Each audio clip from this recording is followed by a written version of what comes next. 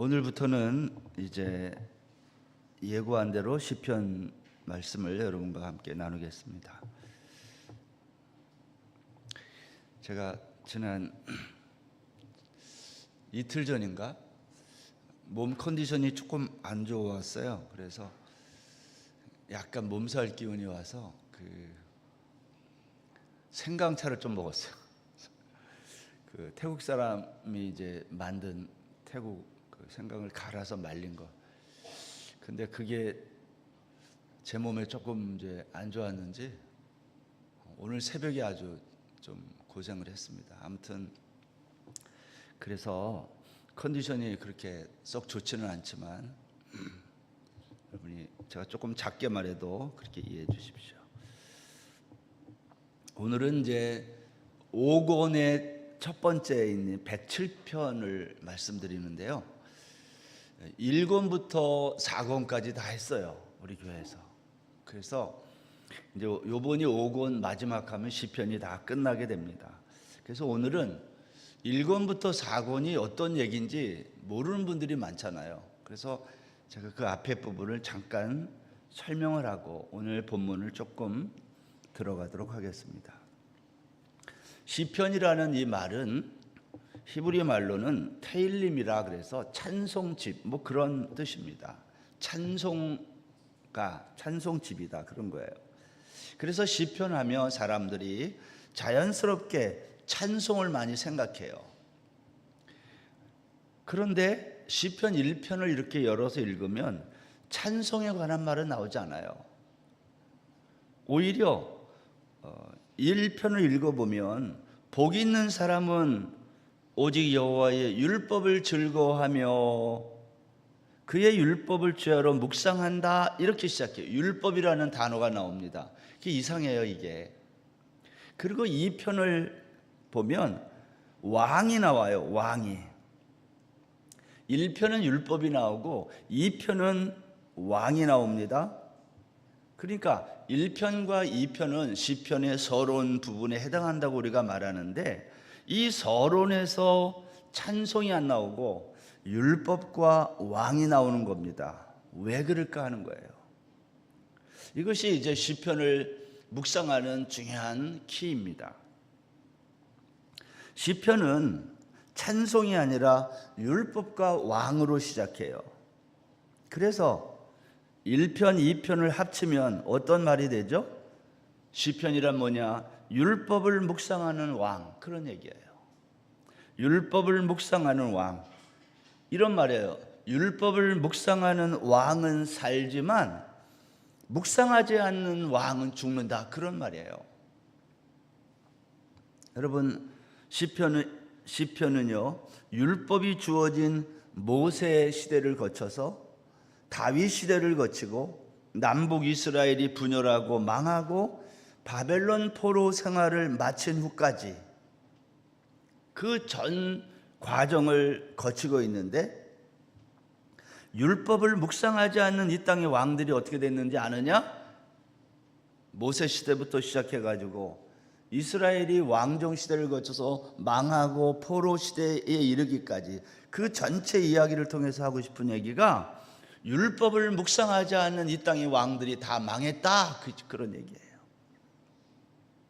그러니까 시편을 읽는 우리는 이러한 시편을 읽으면서 어떤 삶을 살아야 될까요?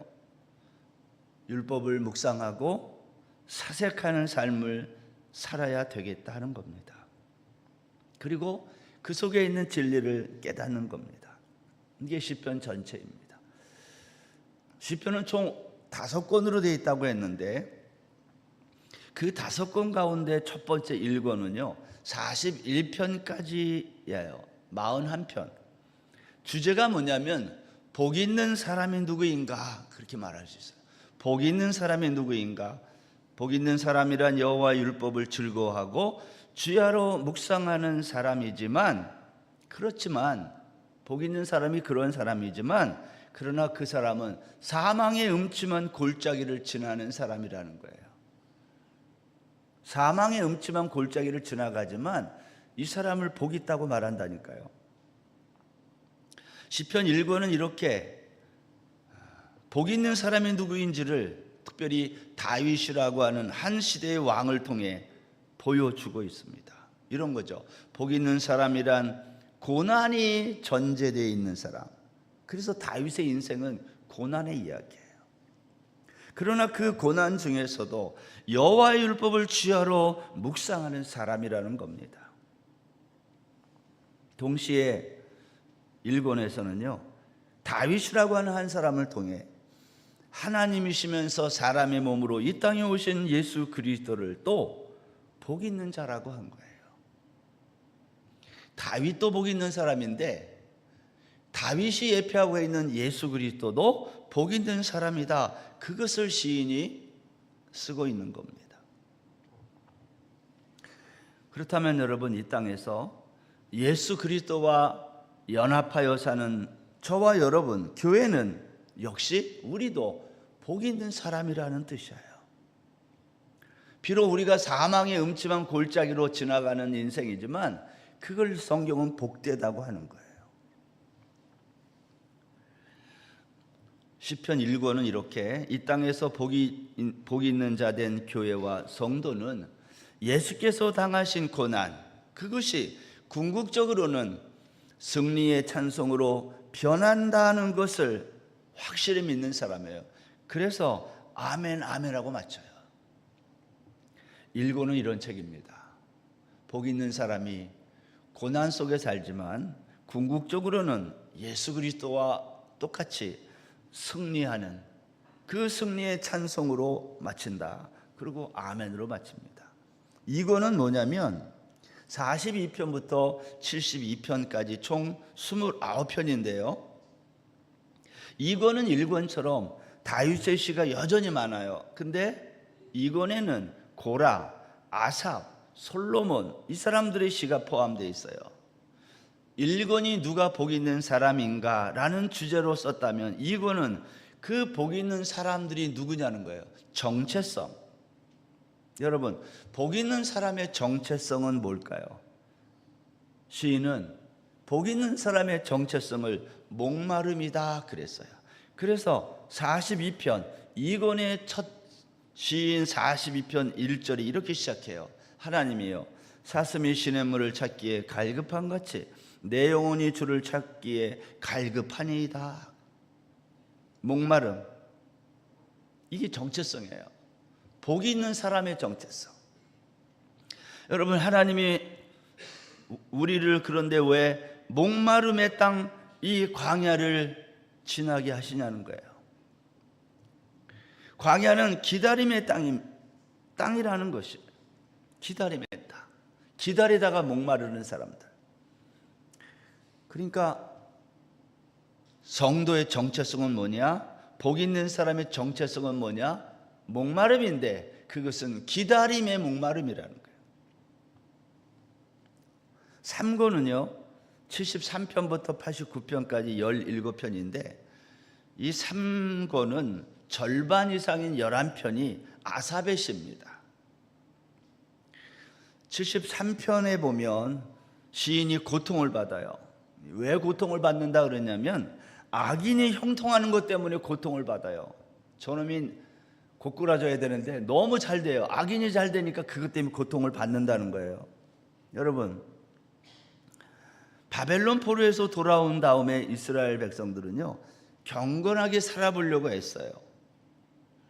그런데 그들이 막상 돌아와 보니까 현실은 녹록지 않았어요.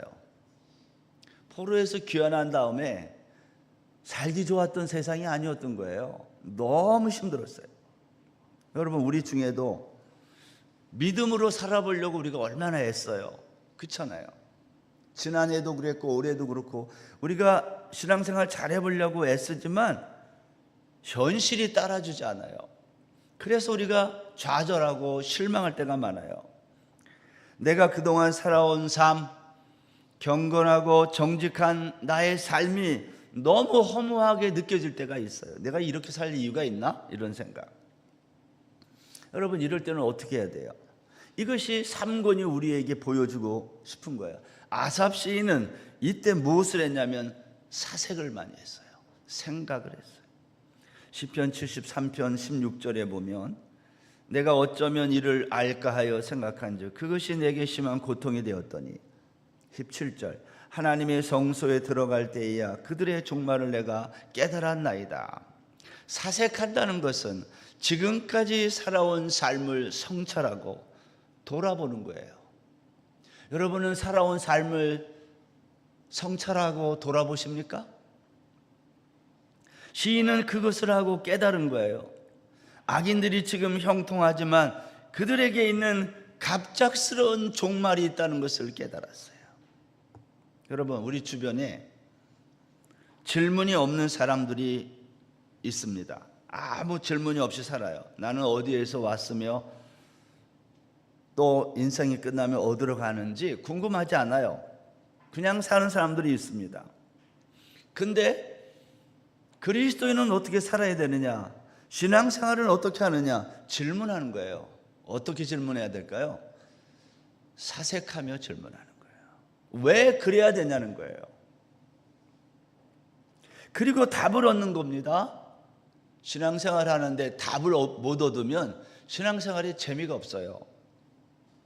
시편 3권이 바로 그러한 거예요. 고통 속에 사색하고 질문하다가 깨닫는 것, 이게 3권의 이야기예요. 격동의 세상에서 사람들은 두려움에 종종 빠집니다. 사람들은 이 두려움을 이기기 위해 서로를 위로하고 격려하는 노래나 뭐 이런 걸 많이 해요. 이런 거죠. 다 그런 거지 뭐. 노래도 있잖아요. 이것도 지나가리라. 걱정하지 말아요. 이거 다 노래 가사들이에요. 그러나 여러분, 아무리 우리가 다 지나간다 그러고 걱정하지 말아요. 다 그런 거지 뭐. 그래도 삶은 두려운 거예요. 시인은 이 문제를 어떻게 해결하고 있을까요? 시편 89편 3절 이하에 보면 시인은 하나님이 다윗과 맺은 메시아 언약을 기억합니다.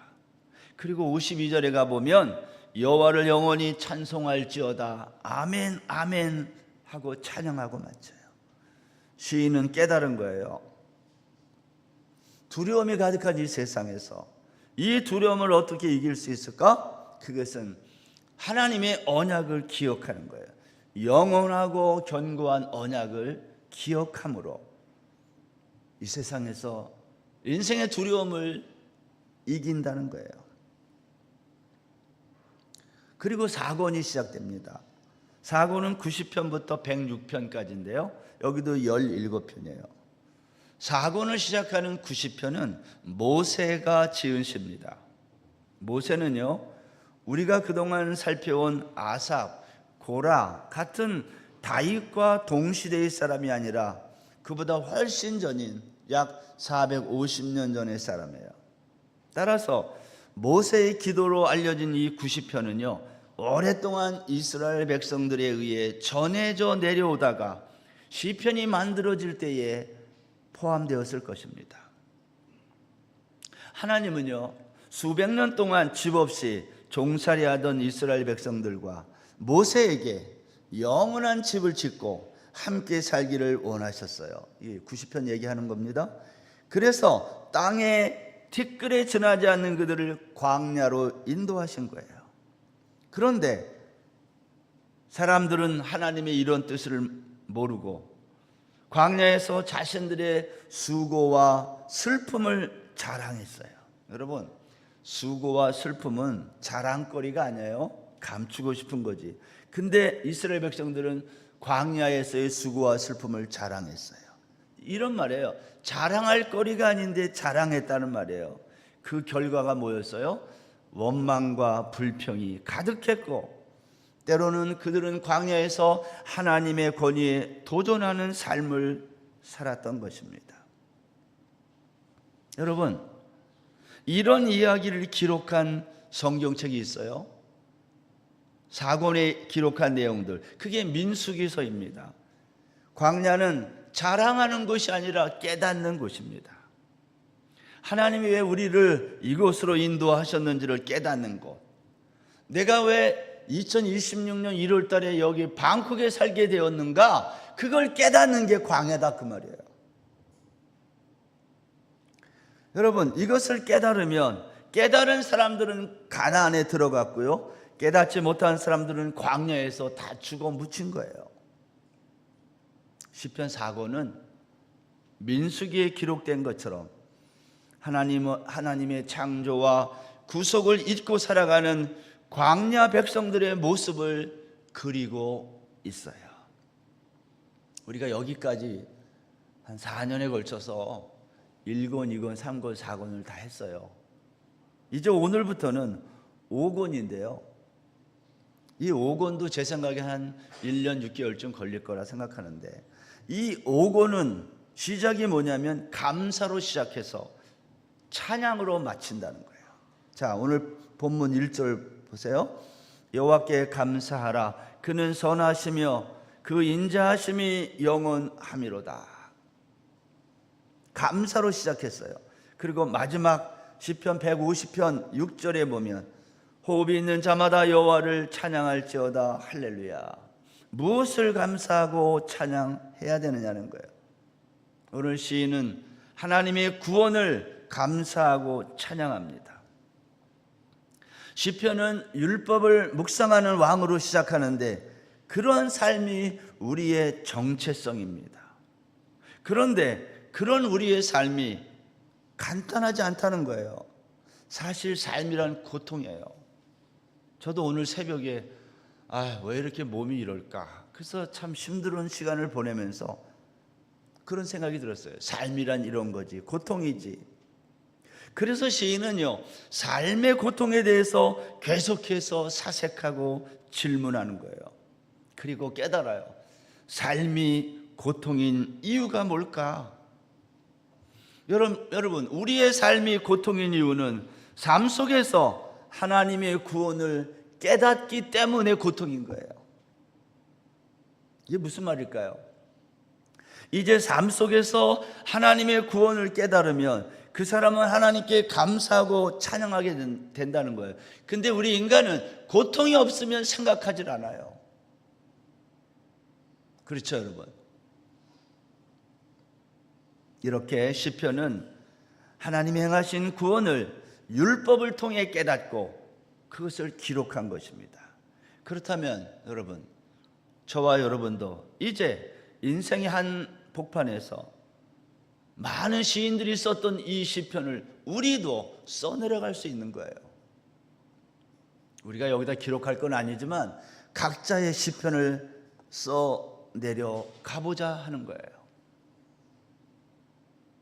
지난해 연말부터 새해 벽두가 되면서 들려오는 소식이 있는데요, 여러분도 다 눈과 귀가 있으니까 뉴스를 봐서 알지만 세계가 경랑 속으로 빠져들어가고 있어요. 지난 1월 3일 날 미국의 군사작전으로 베네수엘라의 니콜라스 마두로 대통령이 체포된 사건, 지금도 계속되는 이란의 대규모 반정부 시위, 일본 아오모리 현해에서 일어난 지진 등등, 저는 1월 1일 되고 이 새해가 되면서 이러한 들려오는 소식을 이렇게 들으면서 연초를 어떻게 보냈냐면 계속해서 떠오르는 노래가 하나 있었어요. 연초에. 그게 뭐냐면 반달이라는 동요입니다. 여러분, 반달이라는 동요 알아요? 푸른 하늘 은하수, 이거 하얀 쪽배에 개수나무 한 나무, 토끼 한 마리, 돛대도 아니 달고 삿대도 없이 가기도 잘도 간다 서쪽 나라로, 이런 가사가 있어요. 지금부터 한 100여 년 전에 만들어진 1924년 일제 식민지 아래에 있을 때 우리 민족이 참으로 암울한 시기를 보낼 때 어린아이들에게 꿈과 용기를 주기 위해서 만들어진 동요라고 제가 알고 있어요. 일제하에서 우리 민족이 얼마나 위태로운 순간을 맞이하고 있는지를 보여주는 가사입니다. 오늘날 세계는 마치 경랑의 바다로 빨려 들어가는 것과 같아요. 격동의 시대를 또 사는 것 같아요. 제가 이 경랑의 시대, 격동의 시대라는 말을 오래간만에 생각해냈어요. 이거는 우리나라가 일제 치하했을 때 뭐 그럴 때 나왔던 말이 이런 거예요. 반달 동요를 포함해서 우리 민족이 암울하던 시절, 돛대도 없이 삿대도 없이 가기도 잘도 간다 서쪽 나라로. 여러분, 오늘 이 시대가 그렇게 흘러가고 있습니다. 하나님은 왜 우리의 역사를 이렇게 경랑의 시대로, 격동의 시대로 우리를 지나가게 할까 하는 거예요. 좀 살기 좋은 세상을 그냥 놔두시지. 그런 시대가 올 때마다 그리스도인들은 정체성의 혼란을 겪게 돼 있어요. 도대체 하나님은 계신 건가? 여러분, 이런 시대에 그리스도인 된 저와 여러분은 무엇을 어떻게 하며 살아야 될까요? 시인은 이런 질문에 대하여 답을 하는 거예요. 이때 너희들이 해야 할 일이 있는데 그것은 하나님의 말씀을 깊이 사색하고 하나님의 구원을 깨달으라는 거예요. 이 광야에 살던 이스라엘 백성들에게 있었던 얘기와 똑같은 얘기예요. 우리에게 광야 같은 삶을 하나님이 주셔야 되는 이유, 그래야 생각하니까. 깨닫지 못하면 죽는 거예요. 경랑 속에 빠져들어가는 거예요. 깨달으면 사는 겁니다. 하나님의 말씀을 곁에 두고 늘 사색함으로 하나님의 구원과 속량하심을 깨닫고 감사하며 찬양하는 저와 여러분이 다 되기를 바랍니다.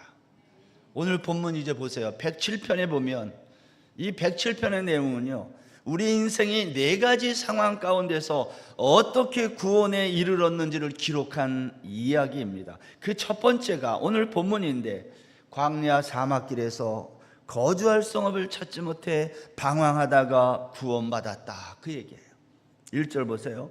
여호와께 감사하라. 그는 선하심에 인자하심이 영원하미로다. 창세기 1장에서 하나님이 보시기에 좋았던 처음 이 세상은 죄가 들어오면서 악함이 됐어요. 공의로우신 하나님은 선함에서 악함이 된 이 세상을 심판해야 했습니다. 그런데 시인이 여기서 깨달은 것이 있어요. 그것은 하나님은 선하실 뿐 아니라 인자하시다는 거예요. 인자란 말은요, 많이 들었죠. 하나님의 실패하지 않고 변치 않는 사랑, 영원한 사랑. 비록 우리는 죄로 인해 타락하고 파멸에 이르게 되었지만 하나님은 그런 우리를 절대 포기하지 않는다는 거예요. 2절 보세요. 여호와께서 대적의 손에서 그들을 속량하사 동서남북 각 지방에서부터 모으셨도다. 하나님의 그 사랑이 대적의 손에서 우리를 속량하시는 겁니다. 속량이라는 말은요, 잃어버린 땅을 대신 찾아주는 구약의 고엘이라는 제도에서 온 말이에요. 속량이. 룻기에서 보면 보아스가 룻과 나오미의 땅을 되찾아준 것을 말합니다. 그런데 하나님께서 대적의 손에서 속량해 준 사람을 동서남북에서 모은다는 거예요. 이 동서남북은요, 히브리 원문에 보면 해 뜨는 곳, 해 지는 곳, 북쪽 바다를 우리 개역성경에서는 동서남북이라고 한 거예요. 무슨 말이에요? 하나님의 구원은 특정한 사람에게 국한된 것이 아니라 온 열방의 사람이라는 거예요. 우리 교회도 보면 출석하는 성도님들이 정말 다양합니다. 가끔 그런 생각 들어요. 저분은 어떻게 우리 교회에 오게 됐을까? 지난 연말에 전교인 야외 예배 때 체육대 하면 전교인 그 정탄절 그 행사 때 그 태국분 큰 떠이가 자기가 독창을 하겠다는 거예요. 그래서 저분이 노래 하나 나와가지고 멋진 노래를 부르고 들어갔잖아요. 저 사람은 어떻게 해서 우리 교회에 나왔을까? 태국 사람인데. 지난 송구 영신 예배 시간에 기도 받으실 분 나오세요 했더니 제가 전혀 생각하지 못했던 분들이 나와가지고 기도 받는 것을 보면서 제가 생각했어요. 저 사람은 어떻게 이 송구 영신 예배 시간에 여기 나왔을까? 하나님이 하시는 일은 헤아리기 어렵습니다. 그런데 하나님이 속량한 사람들의 처한 상황이 어떠했습니까? 4절에 보면 광야 사막길에서 방황했다. 광야 사막길에서 방황한 이유는요, 집을 찾지 못했어요. 근데 이 구절은 좀 이상해요. 여러분, 광야에는 집이 없어요. 근데 왜 광야에서 거주할 집을 찾았을까요? 그것은 우리가 생각하는 집이 아니라는 거예요. 5절에 보면 줄이고 목이 말라 그들의 영혼이 그들 안에서 피곤했다. 거주할 집도 그렇지만 줄이고 목이 마른 것도 마찬가지예요. 광야는 줄이고 목 마른 게 당연한 거예요. 그런데 거할 집을 찾지 못하고 줄이고 목말라 방황하는 이 모습을 오늘 시인이 기록하고 있어요. 무슨 말일까요? 이것은 바로 하나님을 떠난 인생의 모습을 총체적으로 그린 거예요. 하나님을 떠난 인생이 뭐냐? 그것은 광야에서의 방황이라는 거예요. 그러면 여러분, 여기에서 필요한 게 뭐겠어요? 광야에서 방황하는 인생에게 필요한 게 뭐가 있겠어요? 기적이 필요하다는 거예요. 여러분, 이 기적은 뭘까요? 사람들은 기적하면 미라클을 자꾸 생각해요. 근데 이 히브리 말로 기적은요, 이게 히브리 말로는 팔라라는 말인데, 팔라. 이 팔라라는 말의 뜻이 뭐냐면 분리하다라는 뜻이 있어요. separate 하는 거예요. 왜 기적이 분리라는 뜻을 가질까요? 이런 거예요. 하나님은 광야에서 방황하는 우리를 그 광야로부터 뭐 하는 거예요? 분리하는 거예요. 이걸 기적이라 그래요. 광야에 있지만 광야의 영향을 받지 않을 수 있는 분리, 그걸 기적이라 그래요. 창세기 4장 16절에 보면 범죄한 가인이 여호와 앞을 떠나 에덴 동쪽 놋 땅에 거주합니다. 농사를 짓던 가인이 땅을 피하여 방황하는 자가 됐어요. 여러분, 방황, 유리한다는 것은요, 쉬지 못한다는 뜻입니다. 흙의 노예가 되어 살던 가인이 흙을 피하는 삶을 살게 된 거예요. 한 곳에 정착하여 농사 짓던 가인이 정처 없이 떠도는 사람이 된 거예요. 여러분, 이것은 죽음보다 못한 형벌이에요. 이 세상 어디를 가도 가인의 자리가 없었어요. 사람은요, 어디를 가도 자기가 앉을 자리가 있어야 안정이 돼요. 근데 가인은 어디를 가도 정착할 집이 없었어요. 왜냐하면 그는 인생의 자리인 여호와 앞을 떠났기 때문입니다. 그 결과가 방황이에요. 가인은 여호와 앞을 떠나 동쪽 놋 땅에 정착했다고 했습니다. 흥미로운 것은 가인이 정착한 땅 놋의 이름이 방황이라는 뜻이에요. 가인은 놋 땅에 성을 쌓고 정착해서 인생의 방황을 끝내려고 했는데 그 땅이 방황의 땅이 됐다는 거예요. 아벨의 피를 흘린 대가는 저주받은 땅 놋과 그 땅에서의 방황이었어요.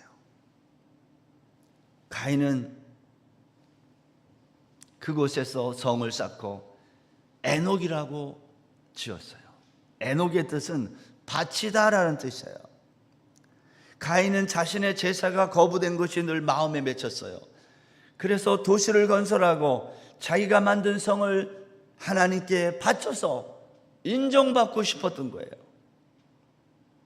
그 성의 이름이 에녹이에요. 바치다. 여러분 중에도 가정에서, 직장에서, 사회에서 인정받지 못해 힘든 분들이 있죠. 나는 열심히 잘하는데 아무도 나를 인정해 주지 않아. 죽고 싶어요. 그러면 그러니까 좀 인정 좀 해줘요. 남편들 잘 못해도 잘했다고 그러고, 여러분의 자녀 인정도 많이 해줘야 돼요. 왜냐하면 인간은 인정받을 때 힘이 나니까. 가인이 그랬어요. 그러나 에녹성을 지어서 바쳐도 그의 인생의 방황은 멈추지 않았어요. 왜냐하면 인생의 방황을 멈추는 것은요, 높은 성을 쌓는 게 아닙니다. 인생의 방황을 멈추는 길은 가인이 받았던 그 표를 받고 세상과 한편이 되고 세상과 짝짝꿍하며 사는 것도 아닙니다. 뭘 받아야 돼요? 어린 양의 표를 받아야 돼요. 시인의 오늘 107편에서 시인이 했던 말로 빌리면 어린 양의 표를 받는 것은 세상과 분리된 삶, 구별된 삶, 이걸 기적의 삶이라 그래요. 세상 사람들은 이렇게 사는 우리 그리스도인들을 어리석다고 말합니다. 그러나 그 길이 영생하는 길이에요. 시인은 그것을 하나님이 우리에게 베풀어 주신, 인생에게 베풀어 주신 기적이라고 말한 거예요. 사랑하는 여러분, 2026년 우리 교회 폐허가 여기 써 있죠? 광야에서 기적을 경험하는 교회. 이 기적이란 광야 같은 세상과 구별되는 것입니다. 내가 생각했던 그러한 기적과 좀 달라요. 여러분, 새해를 맞이하면서 세상은 정말 광야가 됐어요. 베네수엘라, 이란, 프랑스, 그리스, 세계 곳곳에서 수많은 사람들이 거리로 뛰쳐나와요. 저는 거리로 사람들이 나온다는 것을 어떻게 이해하냐면 집에 있으나 길거리에 가나 똑같다는 거예요. 그걸 방황이라 그래요. 오늘 이 세상은 집에 있어도 길거리에 나와 있어도 똑같은 세상이 됐어요. 이걸 광야라 그래요. 안전 가옥이 있으면 좋을 것 같아요. 거기가 광야예요. 집안과 거리의 상황이 같아졌다면 그 세상은 방황의 세상인 것입니다. 우리 인생의 방황은요, 하나님의 기적이 필요한 때라는 증거입니다.